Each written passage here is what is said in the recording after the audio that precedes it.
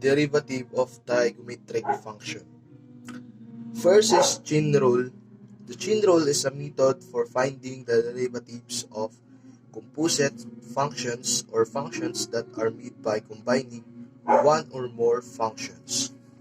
For example, number 1, y is equal to x squared sine x. Our chain rule is if times g prime is equals to if prime g plus if g prime. So our f is x squared, and the derivative of x squared is 2x, and our g is sine x, and the derivative of sine x is equal to cosine x. So our f prime is 2x,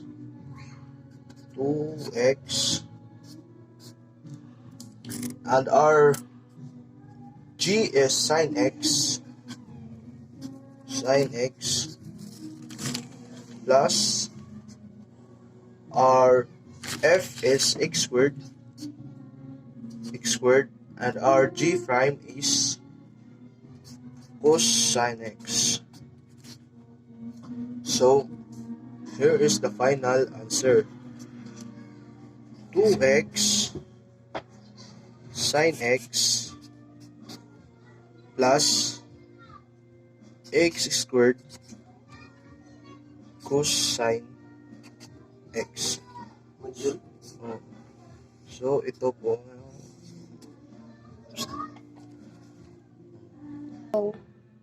example number 2.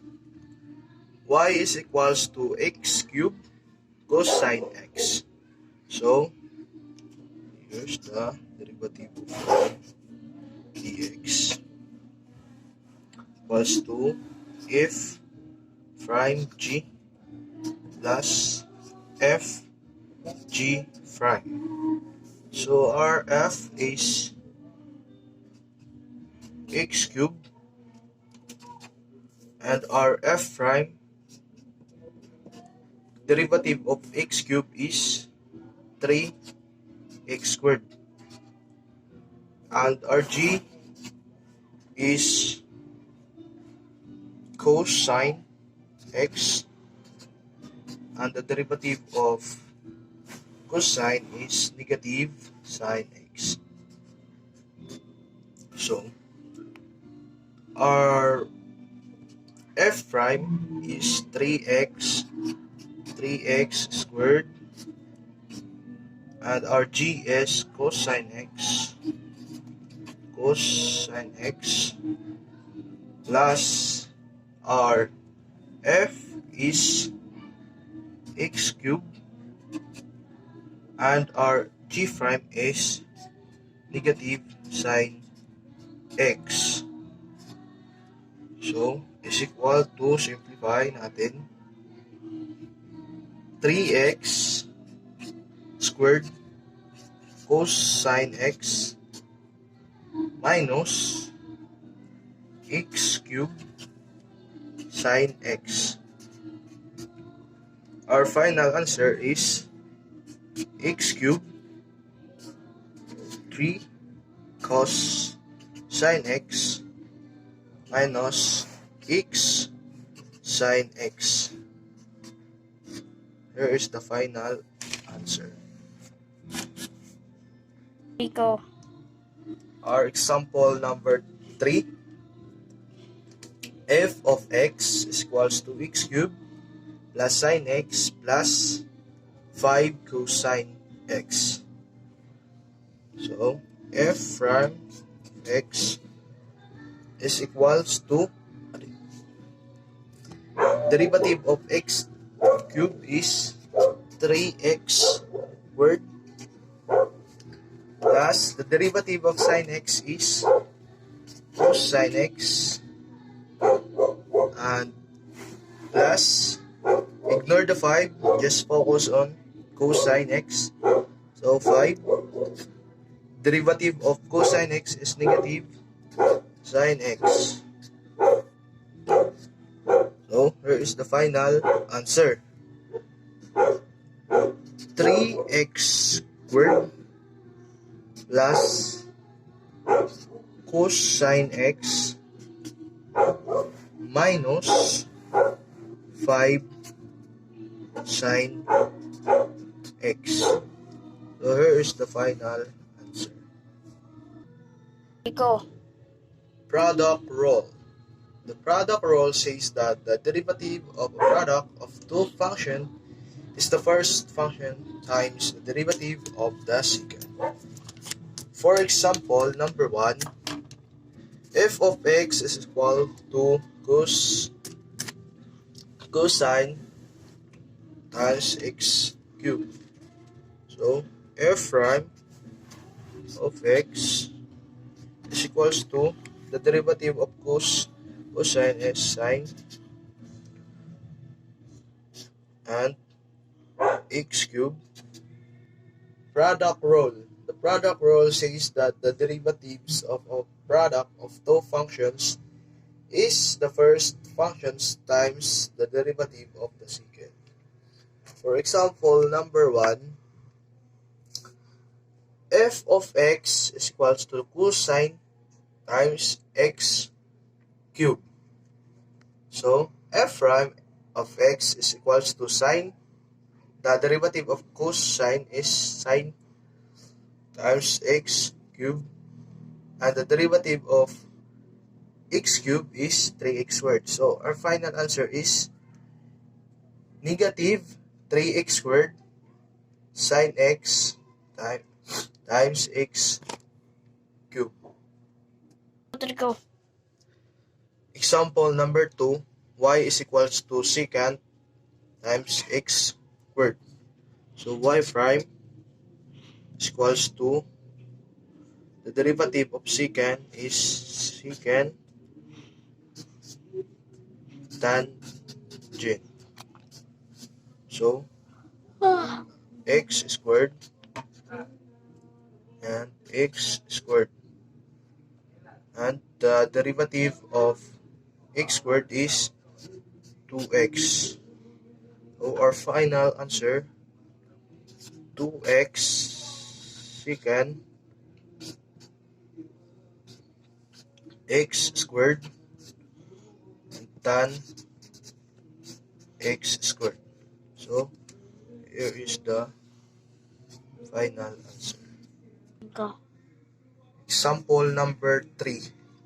Y is equals to tangent times sine 6x. Y prime is equals to the derivative of tangent is secant squared, and the sine 6x, and the derivative of sine 6x is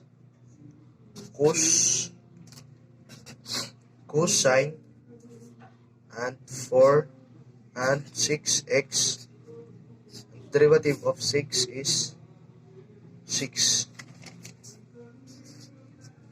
So the final answer is 6 cosine 6x secant squared sine 6x. So here's the final answer. Trigo. Quotient rule. The quotient rule is a method of finding the derivatives of function that is the ratio of two differentiable functions. Example number 1 is y is equals to sine x over x squared, and our quotient rule is y prime is equals to g prime minus f g prime over g squared. So this is the f and g. So our f is sine x, and the derivative of sine x is cosine x, and our g is equals to x squared here, and the derivative of x squared is 2x. So dy dx is equal to the g x squared and the f prime cosine x minus our f sine x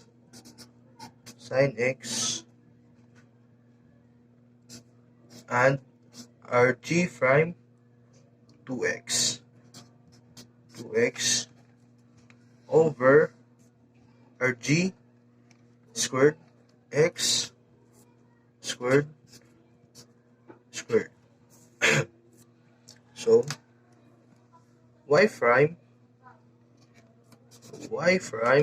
is equal to x cosine x minus 2 sine x over x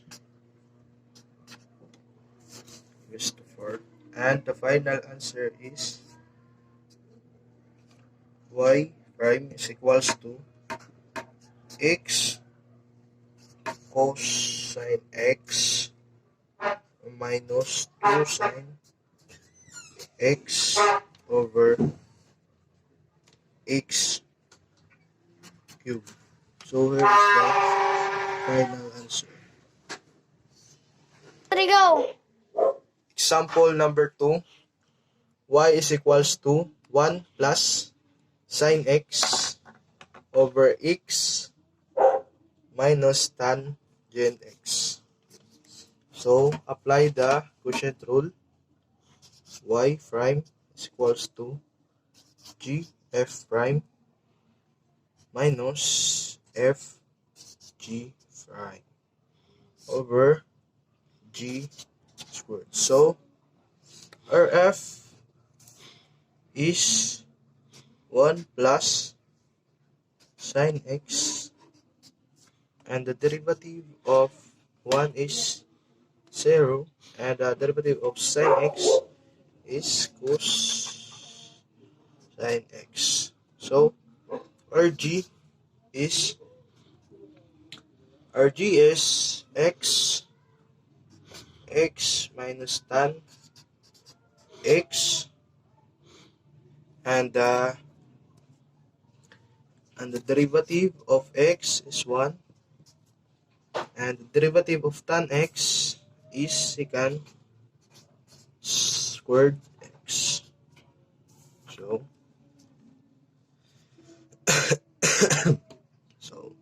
y prime is equals to x minus tan x, our g,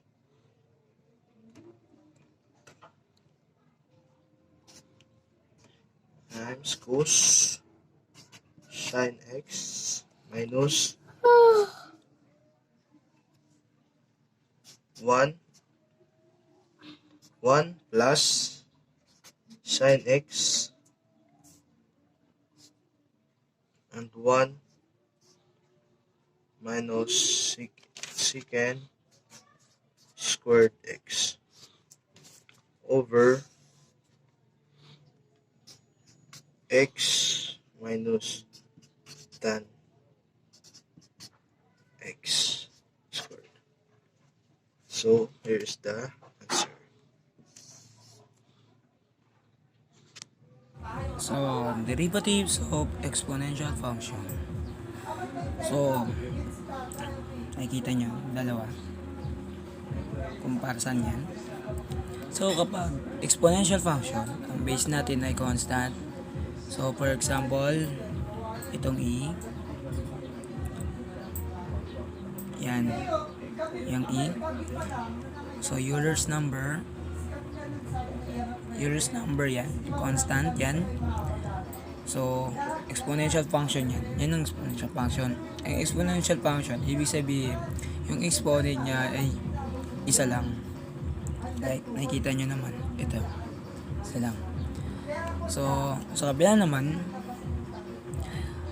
ang AU naman ay naka-raise siya sa U. Ang derivative niya ay AU L times ln ADU. So, ang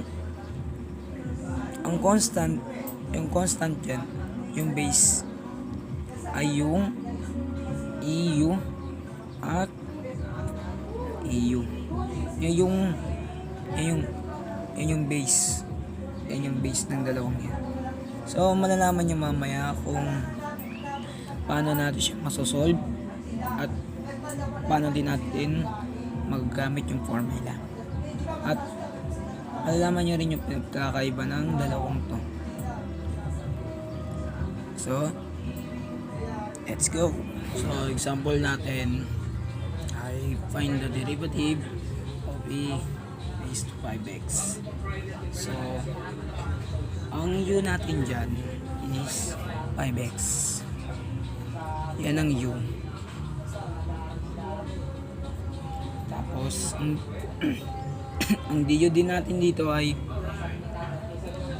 yung 5. Tapos, ano nga ulit yung formula natin? Yung formula natin dyan, para masolve yan, is ito. EU du equals e raised to 5x 5 equals 5 e raised to 5x. Ito yung final answer natin para sa sample natin. So, para sa isa pa natin example, hanapin natin yung derivative of e sin x plus x raised to 4. So, ang u natin dyan ay yung sin x plus x raised to 4. At ang du natin is cosine x plus 4x cube. So, ang formula natin dito para masagot natin to is du equals e raised to sin x plus x raised to 4, tapos cosine x plus 4x raised to 3. And ito yung final answer natin para sa ating isa pang example. At dako naman tayo sa isa pang example. Derivative of x raised to 3 plus 1 2 raised to x. So, dito na papasok yung pangalawa nating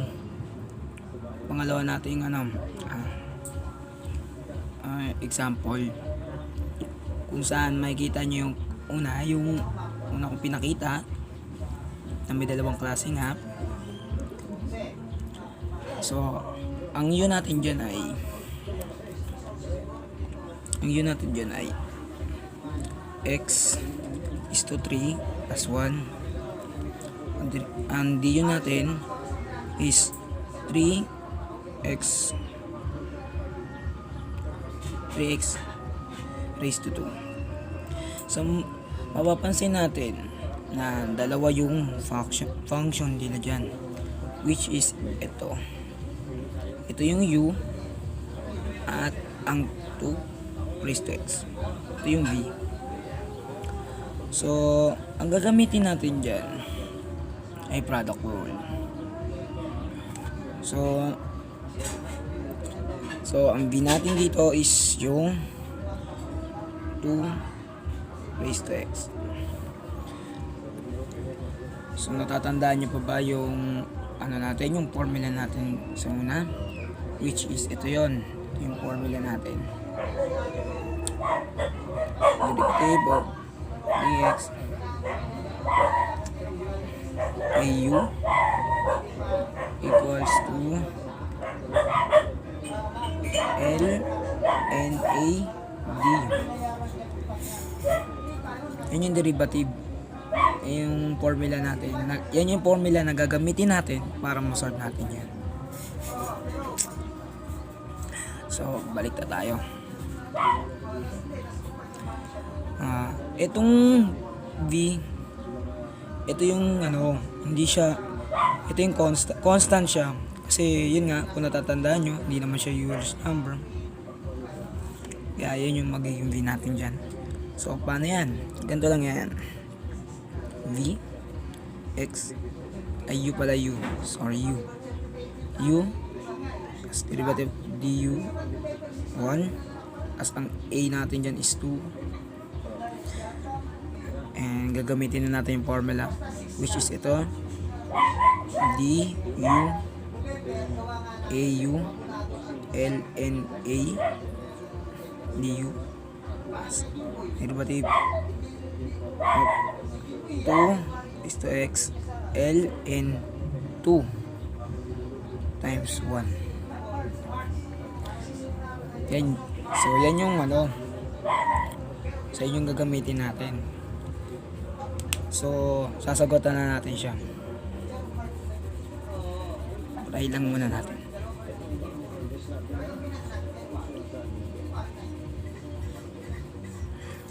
So, yung ating sagot dyan, which is yung gagamitin natin ay product rule, v du as v du ulit x raised to 3 plus 1 times mo sa 2 raised to x ln 2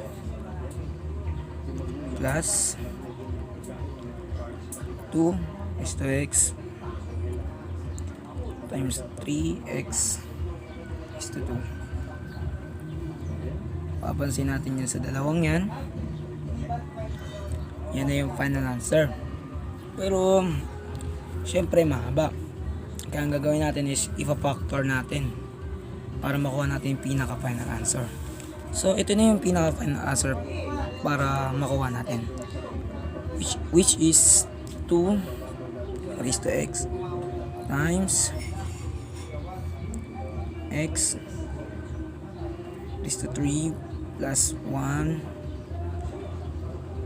times ln 2 plus times 3 x raised to 2. So, ito na yung magiging final answer natin, guys. Sana may natutunan kayo sa pag-solve natin. Hello guys, our next topic is derivative of logarithmic function. Alam naman natin na yung derivative is the rate of change of a function with respect to a variable. And yung logarithmic function naman is the inverse of exponential function. Dito sa topic natin, yung kukuhain natin yung derivative ng logarithmic function. Una example dito is d over dx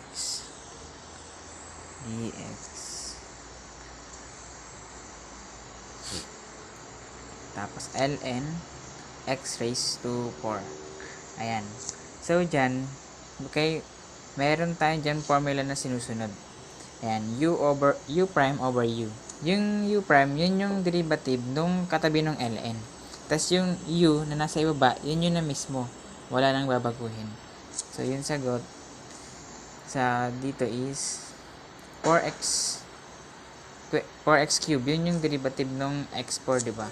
Tapos yung sa baba naman, wala nang babaguhin yun. X raised to 4 na.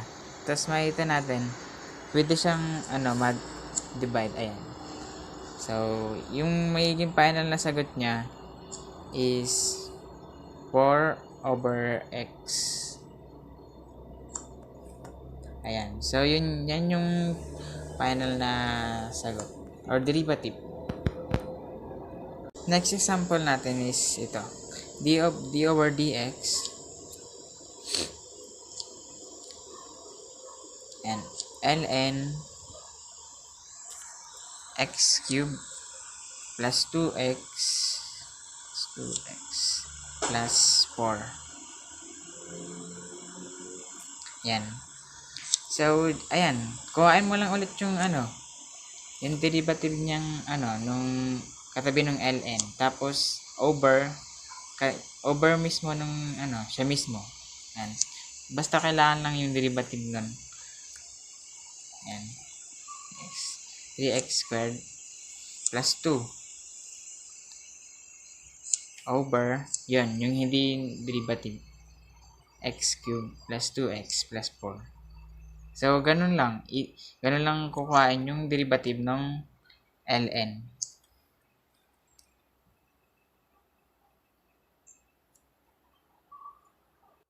Next example natin is d over dx ln tan x.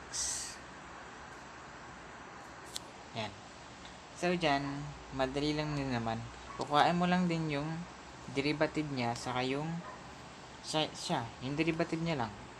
Du prime over u. Ayan. Yung u prime, ano ba yung derivative ng tan? Yung derivative niya is secant squared. So, secant, yung magiging niya is secant squared x over yung tan x.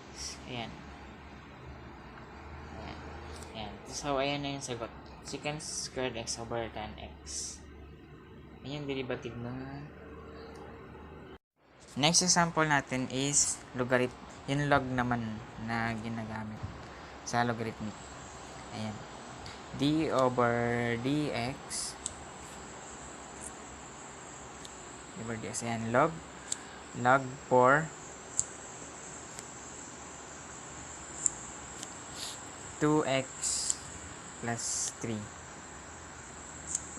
Ayan. So, dito guys, yung ginagawa lang din dito is kapalas nung sa ln, which is u prime over u. May dadagdag nga lang, which is yung lna. Yung lna, yun yung base yung base sa log, which is yung superscript na nakita natin nakatabi nung log, which is 4. So, kung isa-solve natin yung derivative, mag-i-equal siya sa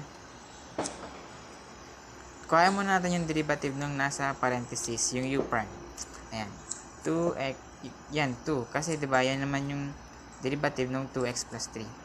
Tapos sa baba naman, yan, yung 2x plus 3. Yan yung u, yung wala ng derivative. Tapos yung lna, which is ln4. Kasi 4 yung, subscript na nandun sa log, yung katabi niya. Ayan. So, yan. Ganyan yung sagot yung sa derivative sa log. And proceed to our last example. d over dx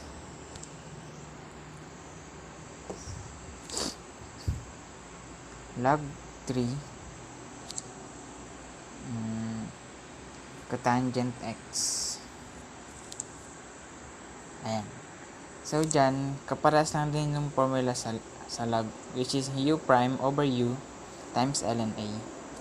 Diba alam naman natin yung ln a? Yun yung a, yun yung base sa, yung superscript sa log. Ayan.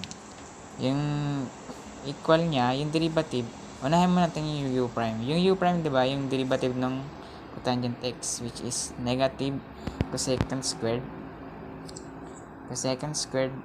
x over yung u, yung cotangent x mismo. Ayan. Times ln a. Yung ln a, yung a which is 3, kaya ln 3. Ayan. So, ayan na. Yan lang yung sagot sa ganyan lang yung sagot sa pagkuha ng derivative ng logarithmic function.